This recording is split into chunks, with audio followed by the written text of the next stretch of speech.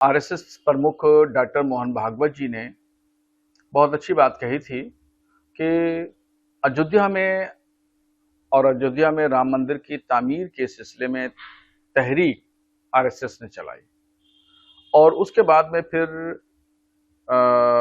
ज्ञानवापी मस्जिद बनारस और शाहिदगाह मस्जिद मथुरा में कोई इरादा नहीं है तहरीक चलाने का। ये स्पष्ट मोहन भागवत जी ने कहा कि हम इस तरह की कोई तहरीक नहीं चलाना चाहते हैं।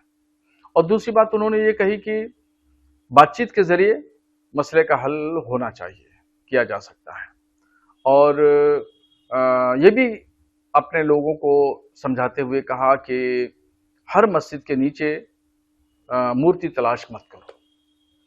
तो उस पर जमीयत उलमा के सदर मौलाना महमूद मदनी साहब ने उनकी बातों का स्वागत किया है और सराहा है।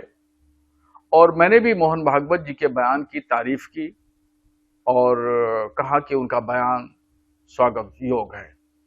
महमूद बदरी साहब हिंदुस्तान की एक मकतब फिक्र की बड़ी शख्सियत हैं, तो अगर वो मोहन भागवत जी से तमाम मसाइल पर बात करना चाहते हैं तो एक अच्छी पहल होगी और उनको बात करना चाहिए तमाम इशूज पर।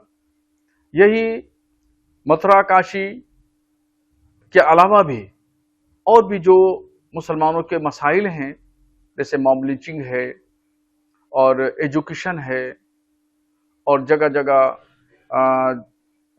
जॉब में मुसलमानों को नजरअंदाज करने वाली बात है और भेदभाव और मकबरों को तोड़ा जाना, मज़ारों को तोड़ा जाना, मस्जिदों और मदरसों पे बुलडोजर चलाया जाना, ये तमाम इश्यूज ऐसे हैं जिन पर बात की जाना चाहिए।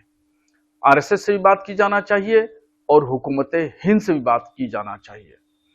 बातचीत के जरिए ही तमाम मसाइल का हल होता है।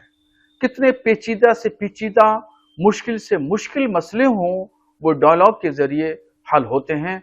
इसलिए मैं मौलाना महमूद मदनी का इस मामले में समर्थन करता हूं। महमूद मदनी साहब ने जो बात कही है कि काशी और मथुरा को लेकर जो है वो टेबल टॉक होनी चाहिए, बातचीत होना चाहिए। मैं समझता हूं कि जब मामला कोर्ट में है तो लिहाजा इसका वेट करना चाहिए कि कोर्ट क्या चीज़ों को एग्जामिन करके क्या किन चीज़ों की निशानदेही करता है। इससे पहले आपने देखा होगा कि आरएसएस के मोहन भागवत साहब ने अभी 100 साल जो मना रहा है जश्न, उसमें उन्होंने एक बात कही थी कि आरएसएस इसमें इन्वॉल्व नहीं होगा, लेकिन जो आरएसएस के लोग हैं वो उसको जो है उनका उस पर अकीदा है, उनका फेथ है, लिहाजा वो आज़ाद है। इससे पहले उन्होंने एक बात कही कि हर मस्जिद में लोगों को शिवलिंग तलाश नहीं करना चाहिए, लेकिन मैं समझता हूँ कि मोहन भागवत साहब के फ़लसफ़े को, उनके डिसएग्रीमेंट वे ऑफ टॉक को समझने की ज़रूरत है। लिहाजा इन तमाम चीज़ों पर बहरहाल लोगों को इंतज़ार करना चाहिए कि कोर्ट क्या डायरेक्शन देता है, किन चीज़ों को एग्जामिन करके सामने लाता है।